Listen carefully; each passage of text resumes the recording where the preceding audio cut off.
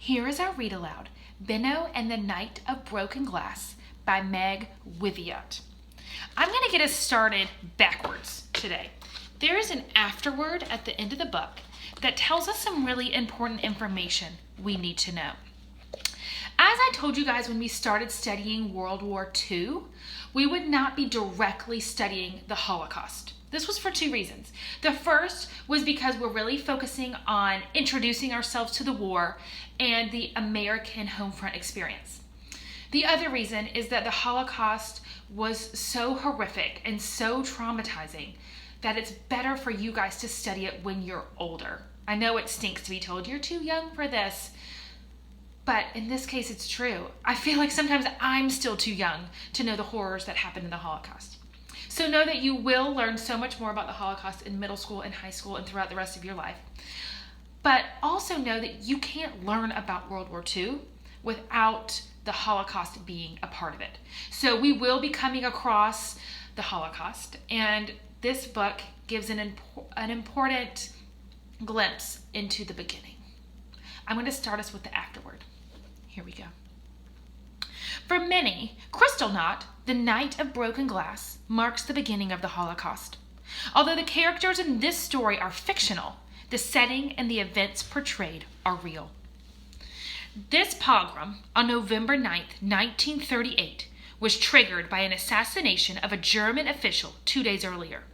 Joseph Goebbels, the Nazi minister of propaganda, used it as an excuse to unleash gangs of Nazi youth and stormtroopers, brown shirts, to destroy Jewish shops, homes, and synagogues. Their violence continued into the morning of November 10th.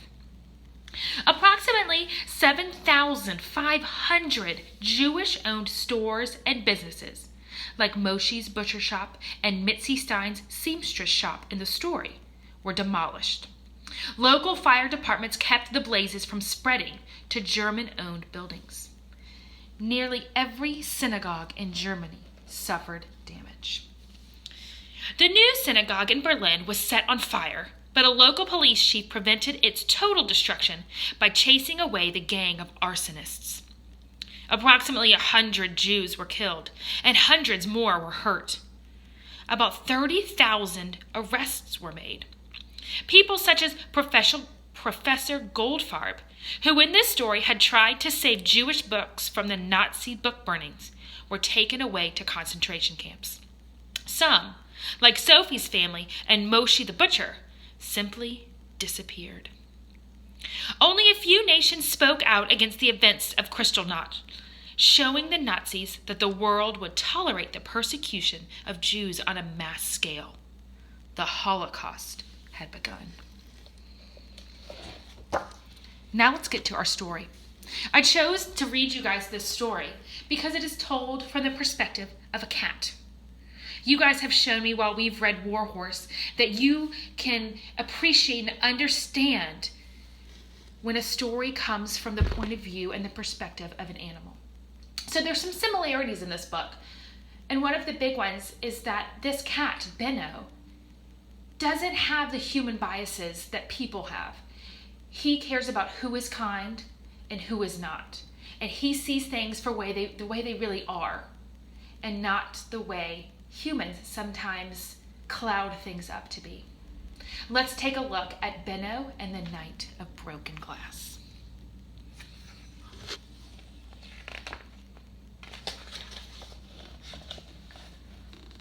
Benno the cat lived at number 5 Rosenstrasse in Berlin, just a few blocks from the new synagogue. He had a nice warm bed near the furnace where Hans, the housemeister, left him fresh milk every night. On Friday nights, Benno visited the Adler family in apartment 3B. He watched Mrs. Adler light Sabbath candles, Mr. Adler slice a braided loaf of bread, and Sophie sing from a book she held close. After dinner, Sophie fed him scraps of chicken. On Sundays after church, Benno visited the Schmidts across the hall in apartment 3A for their family lunch. Before Mrs. Schmidt cleared the dishes for dinner, Inge sneaked bits of schnitzel to him under the table.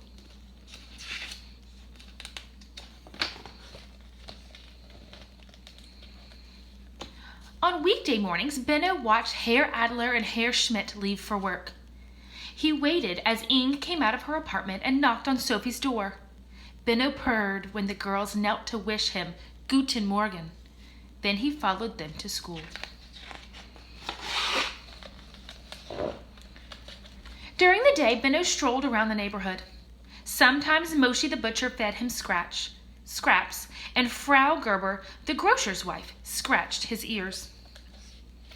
Often, he took naps nestled among the bolts of fabric in the sunny window of Mitzi Stein's dress shop. In the late afternoons, Benno followed Inge and Sophie to the playground. He sat high in a tree as they played on the swings or dashed about in a game of tag with their friends.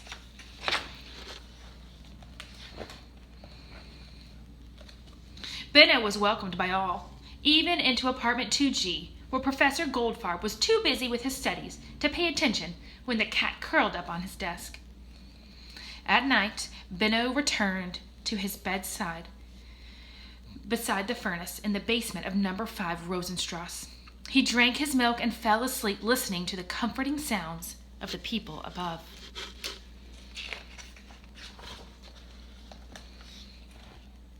Then things began to change.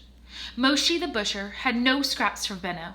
Frau Gerber, the grocer's wife, had no time to scratch his ears. And Mitzi yelled, "Scat!" when Benno tried to nap in the window. One night, men in brown shirts lit a bonfire on Rosenstrasse. As they threw books and papers onto the fire, the crowds cheered. Benno fled and tried to hide inside apartment 2G, but Professor Goldfarb shooed them away. "I must save the books," the professor muttered. A few days later, Benno watched Inge leave for school without knocking on Sophie's door. He waited a long time before Sophie came out and walked to school alone. Neither girl wished him Guten Morgen. After school, Benno watched Inge with her friends at the playground. Sophie hurried past the park, her head low. Later, when Benno went home, he found the door to apartment 3B locked.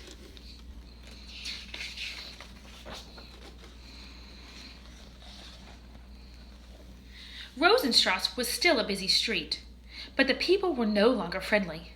The men in brown shirts strutted about with their heads held high. Benno walked carefully, dodging their heavy black boots. The neighbors and shopkeepers went quietly about their business, their eyes lowered. Then came a night like no other. The air filled with screams and shouts, sounds of shattering and splintering glass, and the bitter smell of smoke. Benno cowered in a doorway. He watched the brown-shirted men swarm over the neighborhood, smashing windows and looting shops. At Moshe's butcher shop, they overturned the refrigerators, leaving meat to spoil on the ground. At Mitzi Stein's shop, they ripped the bolts of fabric and threw the sewing machines into the street. Benno saw the beautiful new synagogue set ablaze. The Torah scrolls were dragged into the street and trampled. Herr Gerber's grocery remained untouched.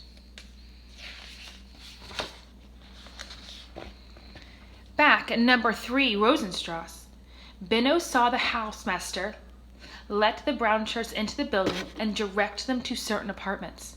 They broke into Professor Goldfarb's apartment and tore his books and papers from their shelves.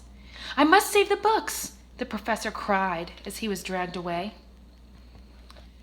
Benno ran upstairs. In apartment 3B, the mob was breaking the Adler's furniture and throwing books out the window, even the one Sophie sang from every Friday night.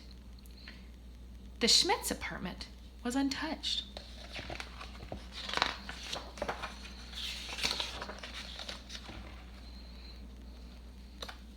The next morning, Benno saw Herr Schmidt leave for work, then Inge left for school. He waited for Sophie, but the Adler's door remained closed. Outside, smoldering fires stung Benno's eyes. His paws were cut and sore from the broken glass that littered the streets. Smoke from the gilded dome of the new synagogue rose in the morning sky. Mitzi Stein was sweeping up the glass in front of her store.